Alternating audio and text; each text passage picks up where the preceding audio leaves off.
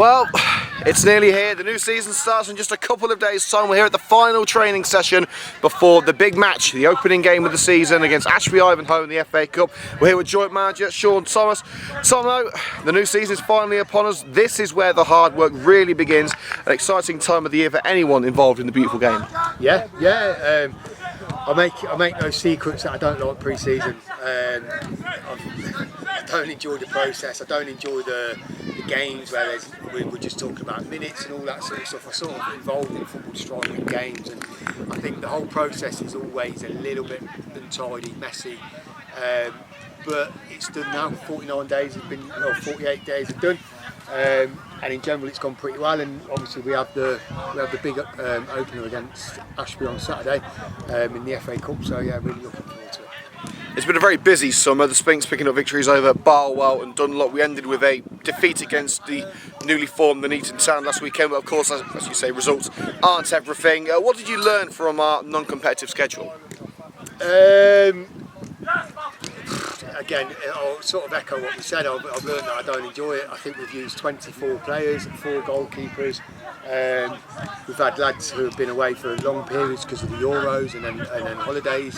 And I think it's just really hard to get momentum. When you talk to other people, and we're not unique in that situation, we are just a standard football club in the area where people do go on holiday. And with the season closing in all of the time into July or very start of August, people have got to go on holiday, so that's fine. But I think looking at the games, we have been much better on the ball, just lacking a little bit of cutting edge.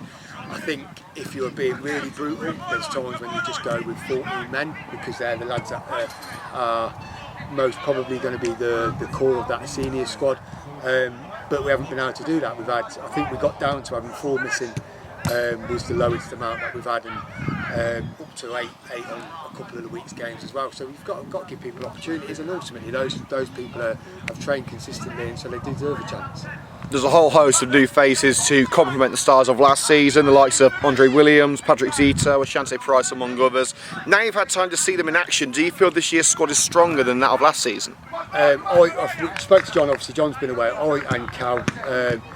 There's always a bit of an inquest when you get beat 3-0 at the weekend, no matter who it is against. In the Nuneaton we're a decent side, and I just said to him, I feel like we're in a stronger position. I think the age profile of the side has come down. The lads who we have signed have either on their got set 5 experience and done pretty well in their respective clubs, or Andre and Pat played fairly consistently for sides that made the promotion, the playoff spots in our league as well. So the age profile's come down. I think we're in a better spot.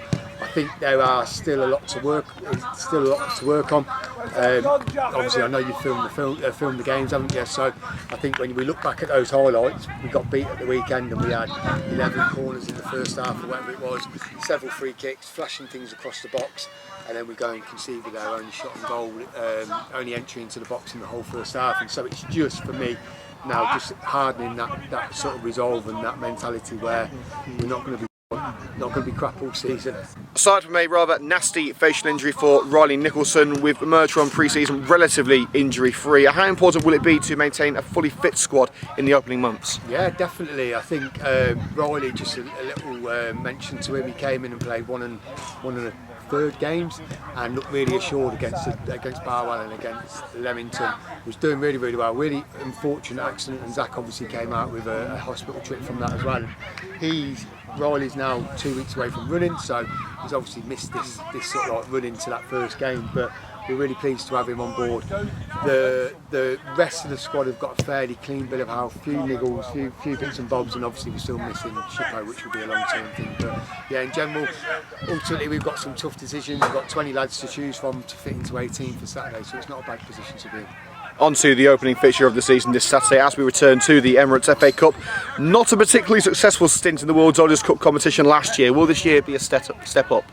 That's the plan. So I think we've really highlighted the importance of having a good start. We need to maximise the home advantage and things like that. I think ultimately it boils down to who's going to turn up on the day, and they've had their 2 competitive games, Saturday, Tuesday, which we've watched. The UCL North is a competitive league, so I don't expect them to come here and roll over by any stretch. But they've signed some good players, some lads that have been in and around the levels for a little while, and Brad Catlow in goal. And so I'm sure it's going to be a test, but I've got this desire to just see everything come together on Saturday, where we've been swapping and changing. We threw like 8-9 people on Saturday just to keep the clean bill of health, and once it clicks, we're playing a much better brand of football. But football's all about winning and progressing and putting 3 points on the board, so we'll see how that goes.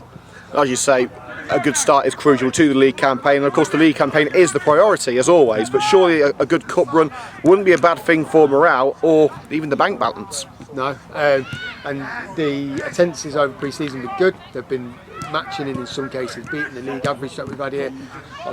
It sort of annoys me a little bit where we don't quite drag enough people in to really improve the budget and things like that, you know, and consistently build on what we've got here. We're in the middle of a massive housing estate. It's just trying to draw a few away from going to watch Coventry. I'm hoping with the weekend, with the Championship not starting, that we will do. We're playing good football. It'll be a good game. It's the FA Cup ultimately, and yeah, the prize money and things like that is always really important to clubs like ours. So we'll be going all out to try and win that. And finally, like last year, we face a side from Step 5. This year it's Ashby Ivanhoe, and this time we'll be here at Sphinx Drive. As you said, we need to make that home difference count. What sort of difference will it make, and how do you prepare for a side from outside our division that we haven't seen play for a while?